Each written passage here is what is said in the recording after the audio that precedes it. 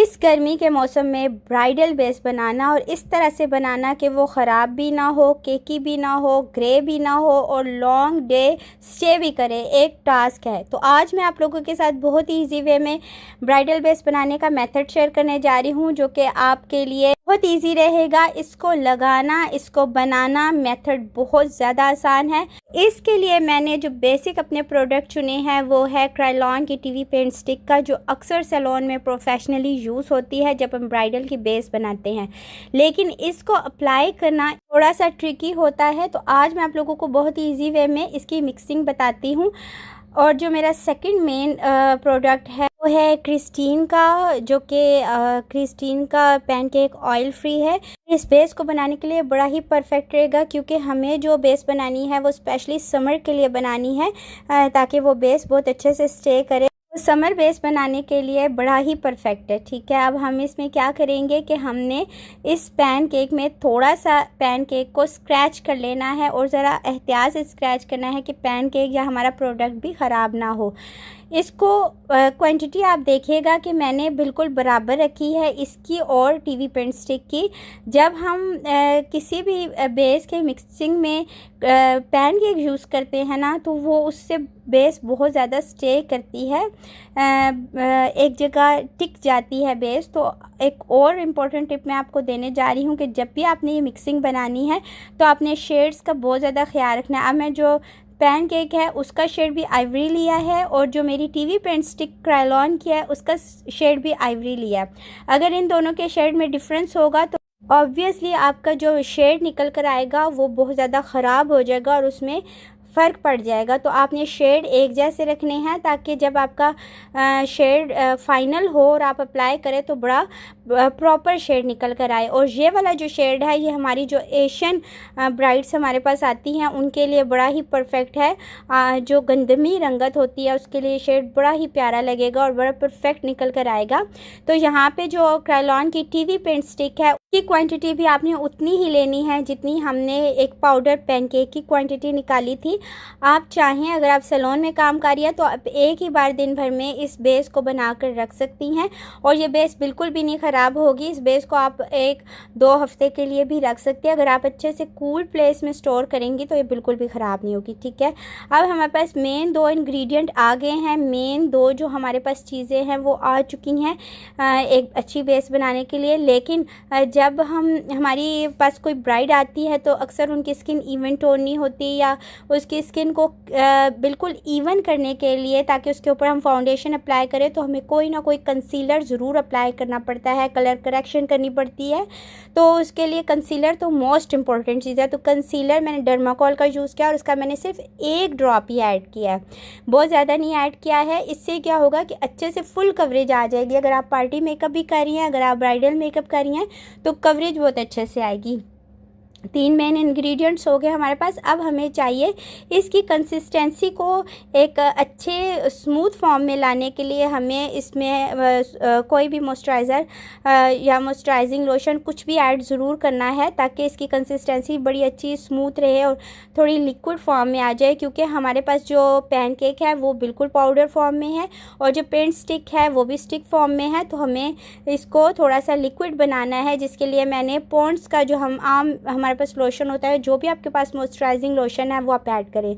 लेकिन आप ये ध्यान रखें कि उसमें अगर आप गर्मियों के लिए बना रही हैं तो उसमें ऑयल ना हो, लेकिन अगर आप यही बेस सर्दियों के लिए बनाएंगी तो आप इसमें थोड़ा सा 1-2 ड्रॉप कोकोनट ऑयल के ऐड कर देंगी तो बेस बड़ी अच्छी फ्लॉलेस बनेगी। ठीक है, अब देखिए आप इसकी मिक्सिंग में बिल्कुल आपके सामने कर रही हूँ, कुछ भी मैं यहाँ पे कट नहीं कर रही हूँ ताकि आपको अच्छे से बेस बनाना आए। यहाँ पे इसकी कंसिस्टेंसी बहुत ज़्यादा थिक थी और इसको थोड़ा सा रनी फॉर्म में लाने के लिए, थोड़ा सा सॉफ्ट रखने के लिए मैंने इसमें थोड़ा सा और मॉइस्चराइजिंग लोशन ऐड कर रही हूँ। अच्छा, इसका क्या हमें फ़ायदा होगा वो आगे चल के आप देखेंगे जब मैं इसको अप्लाई करूँगी। तो इसकी एप्लीकेशन बहुत ज़्यादा स्मूथ होगी। इसको एक अच्छे लिक्विड फॉर्म में रखना बहुत ज़्यादा ज़रूरी है। अब मैंने अगेन इसकी मिक्सिंग स्टार्ट की है और इतनी अच्छे से मिक्सिंग करनी है कि पाउडर, हमारा जो कंसीलर है और हमारी जो स्टिक है वो तमाम एक जान हो जाए और एक अच्छा सा फाउंडेशन, जैसे एक लिक्विड फाउंडेशन होता है, उसकी फॉर्म में आ जाए। तो ये जब हम इस तरह से करेंगे और स्मूथ से इसकी कंसिस्टेंसी रखेंगे, तो जब हम इसको अप्लाई करेंगे, अप्लाई करना बहुत ज़्यादा आसान होगा, कवरेज बहुत अच्छी देगा और सेट करना इसको बहुत ज़्यादा आसान हो जाएगा। अगर इसमें कंसिस्टेंसी इस तरह की फॉर्म की नहीं आएगी, थिक आएगी, तो फिर आपको उसकी सेटिंग बहुत ज़्यादा आपको मुश्किल हो जाएगी। तो इसमें कोई भी प्रॉब्लम की बात नहीं है। पहले मैंने थोड़ा मॉइस्चराइजिंग लोशन ऐड किया ताकि वो ज़्यादा ना हो जाए। अगर वो ज़्यादा हो जाता तो शेड पे फ़र्क आता है, तो फिर मैंने साथ थोड़ा और ऐड किया। तो आप साथ साथ देखें, जिस तरह से आपको लगे कि इसकी कंसिस्टेंसी इस फॉर्म में नहीं आ जाती, तब तक आप हल्का हल्का उसमें मॉइस्चराइजिंग लोशन ऐड कर सकती हैं। लेकिन अगर आप गर्मी में बना रही हैं तो आपने ऑयल वगैरह को बिल्कुल इसमें टच नहीं करना, वरना आपकी जो ब्राइड है उसकी बेस ख़राब होगी। क्योंकि गर्मियों के मौसम में वैसे ही बेस बहुत ज़्यादा, जब ब्राइड इवेंट में जाती है तो ख़राब होना शुरू हो जाती है। ठीक है, तो यहाँ पे अब मैं आपको इसको अप्लाई करना बता रही हूँ। आपने अप्लाई करने के लिए सबसे पहले स्किन को अच्छे से प्रेप करना है, और उसके बाद अगर आपकी ब्राइड की स्किन बिल्कुल क्लीन एंड क्लियर है तो आप इसको एज इट इज़ लगा दें, क्योंकि हमने इसमें कंसीलर को ऐड कर लिया है। लेकिन अगर स्किन में आपको लगता है कि बिल्कुल इवन नहीं है या आपको उसको मज़ीद कलर करेक्शन की ज़रूरत है, तो कलर करेक्शन कीजिए और उसके बाद इस बेस को अप्लाई कीजिए। बेस आप अपनी मर्ज़ी से अप्लाई करना चाहें, जिस तरह आप करें। अगर आप इसको ब्यूटी ब्लेंडर के साथ अप्लाई करना चाहती हैं, आप इसको अपने फिंगर के साथ अप्लाई करना चाहती हैं, अगर आप ब्रश के साथ अप्लाई करना चाहती हैं, ये आपकी मर्ज़ी है। ब्रश के साथ एप्लीकेशन बहुत ज़्यादा आसान हो जाएगी। अब आप देखिए, आपके सामने ही मैं अप्लाई कर रही हूँ कि बहुत आसानी से एक तो अप्लाई हो रहा है, एक क्योंकि हम ब्रश की हेल्प से अप्लाई कर रहे हैं। कंसिस्टेंसी हमने बहुत ही अच्छी रखी थी, बिल्कुल इसी फॉर्म में आपने भी रखनी है। और देखें, साथ साथ आपने बेस को सेट करते जाना है। आपने ये नहीं करना कि यहाँ आपने थोड़ा सा लगा लिया, थोड़ा सा चीक्स पे लगाया, थोड़ा सा नोज़ पे लगाया, तो मैं इसको बाद में ब्यूटी ब्लेंडर के साथ सेट करूँगी। नहीं, आप साथ साथ इसको सेट करती जाएंगी तो बहुत अच्छे से सेट होगा, वरना ये ड्राई होना शुरू होगा, क्योंकि हमने इसमें पैनकेक यूज़ किया हुआ है।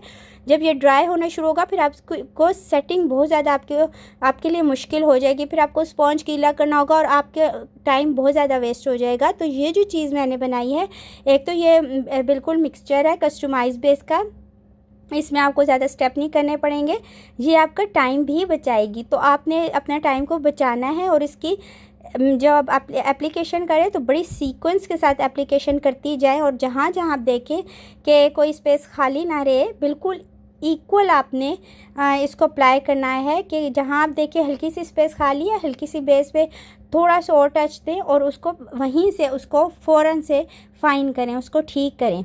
ठीक है, साथ साथ आपने बेस को अप्लाई करती जाना है और उसको सेट करते जाना है। अब आप देखिए, आपके सामने मैंने अप्लाई किया है, बिल्कुल बहुत ही स्मूथ तरीके से अप्लाई हुई है। बिल्कुल सीक्वेंस के साथ मैंने अप्लाई करना शुरू किया, और आप जब ये फेस पे अप्लाई करेंगी ना, सेम एग्जैक्ट इसी तरह से ही लगेगी, इसी तरह से अप्लाई होगी और बड़ी अच्छे से बैठेगी।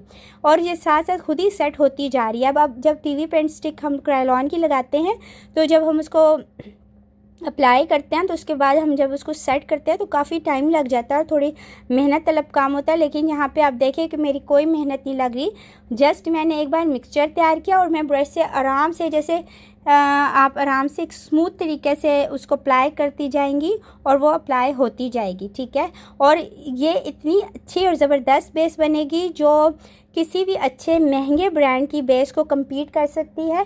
आप की जो ब्राइड है वो बहुत ज़्यादा इजी फील करेगी। कलर बहुत प्यारा है, बिल्कुल परफेक्ट कलर है। अब आप इमेजिन करें कि इसी कलर में जब आई मेकअप हुआ हुआ होगा, इस बेस के ऊपर आई मेकअप हुआ हुआ होगा, आपका कंटूरिंग हुई हुई होगी, ब्लश ऑन लगा हुआ होगा, हाइलाइटर लगा होगा, तो ये बेस कितनी खूबसूरत लगेगी।